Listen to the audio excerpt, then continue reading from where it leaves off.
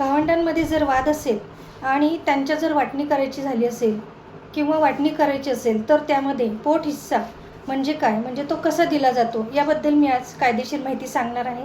संपूर्ण व्हिडिओ नीट ऐका. नमस्कार, मी ॲडव्होकेट वैशाली कोराटे बोलते आहे आणि आपल्याला माहिती आवडली तर कॉमेंटमध्ये नक्की मेसेज करून सांगा. तर पोट हिस्सा म्हणजे काय? वडिलोपार्जित पूर्वजांकडून आलेली मालमत्ता, कुटुंबांची संयुक्त मालमत्ता ही सर्व वारसांमध्ये कायदेशीर पद्धतीने वाटून घेणे यालाच पोट हिस्सा असं म्हणतात.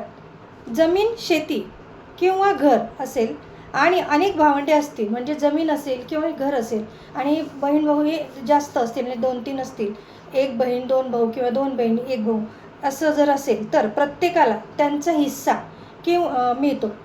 त्यालाच आपण पोट हिस्सा असं म्हणतो, म्हणजेच त्यांना समान हिस्सा मिळाला पाहिजे. पोट हिस्सा कोणाकोणाला मिळू शकतो? हिंदू सक्सेशन ॲक्ट 1956 हिंदू वारसा कायदा हा लागू होतो. सेक्शन 6 नुसार वडिलोपार्जित मालमत्तेत मुलगा आणि मुलगी दोघांनाही समान हक्क असतो. 2005च्या दुरुस्ती कायद्यानुसार मुलींनाही मुलांप्रमाणे समान हिस्सा मिळणे गरजेचे आहे, म्हणजे तो मिळतो. म्हणजेच मुलगा मुलगी, पत्नी आणि आई सर्वांना कायदेशीर हक्क हा समान आहे. पोट हिस्सा हा कधी दिला जातो?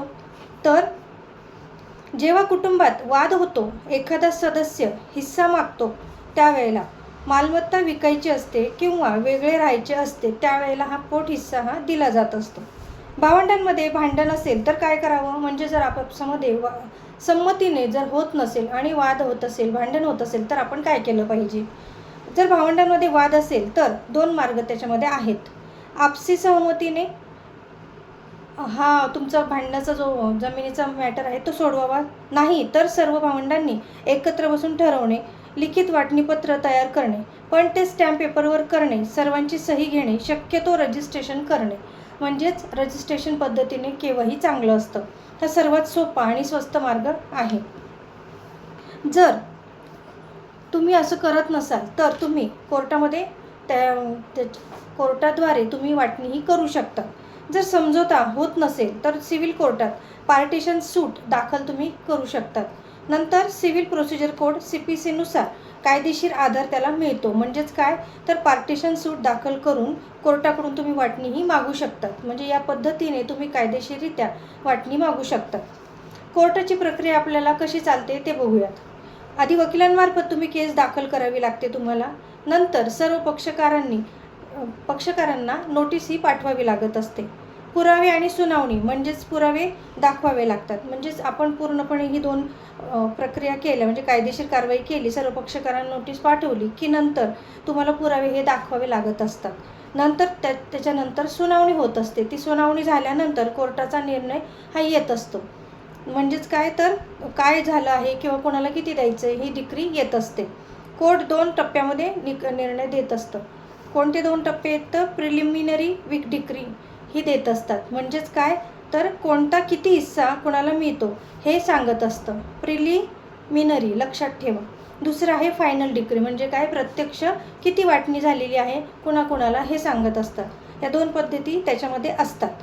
आता जमीन कशी वाटली जाते आपण ते पाहूया. कोर्ट किंवा तहसीलदारांमार्फत मोजणी होते आधी. त्यानंतर प्रत्येकाला त्याचा हक्काचा हिस्सा किंवा भाग दिला जात असतो. जर जमीन वाटता येत नसेल तर ती तुम्ही विकू, रुपये वाटले जातात त्याच्या पद्धतीने तुम्ही करू शकतात. म्हणजे काय, तर तुम्ही जमीन जर अशी वाटली जात नसेल, वाद होत असेल तर तुम्ही पूर्ण जमीन विका, त्याचे जे रुपये येतील ते सर्वांनी समान वाटून घ्या. ही दुसरी पद्धत आहे. आणि महत्त्वाची गोष्ट, 500 रुपयाच्या स्टॅम्पवर केलेली वाटणी जर फक्त समजुतीचा कागद असेल तर ते चालतं, पण पूर्ण कायदेशीर ताकद मिळवण्यासाठी तुम्हाला रजिस्ट्रेशनच करणं आवश्यक आहे. लक्षात ठेवा. वाद टाळण्यासाठी तुम्ही काय केलं पाहिजे, म्हणजे काय करावं, तर वाटणी ही लिखित करा. म्हणजे जी काही तुम्ही वाटणी कराल ती रायटिंगमध्ये लिहूनच करा. नंतर सर्वांच्या सह्या त्याच्यावर घ्या. म्हणजे जी काही तुम्ही रायटिंगमध्ये लिहाल त्याच्यावर सर्वांच्या सह्या ह्या आल्याच पाहिजे. रजिस्ट्रेशन करा, पूर्णपणे रजिस्ट्रेशन कायदेशीर करा. नंतर 7/12 आणि 8 उतारा याची याच्यामध्ये नोंद करा. नंतर सेक्शन 17 नुसार नोंदणी ही आवश्यक असते. या सर्व गोष्टी तुम्ही करू शकता. तुमचं वाद टाळण्यासाठी या गोष्टी करा. पोट हिस्सा म्हणजे कुटुंबातील मालमत्तेची कायदेशीर वाटणी. वाद असेल तर कोर्टातच तुम्हाला जावे लागेल, पण शक्यतो समझोता करून वाटणी ही कायदेशीर करणे फायदेशीर असतं. म्हणजे समझोता करून करा, पण ती कायद्याने करा. तोंडी असं बोलून करू नका. रजिस्ट्रेशन ॲक्ट 1908 यामध्ये आवश्यक आहे, हे लक्षात ठेवा. या पद्धतीने पोट हिस्सा म्हणजेच काय ही सर्व कायदेशीर माहिती मी सांगितलेली आहे. आपल्याला कशी वाटली नक्की कॉमेंटमध्ये मेसेज करून सांगा आणि माझ्या चॅनलला फॉलो करा अशीच कायदेशीर माहिती पाहण्यासाठी. धन्यवाद.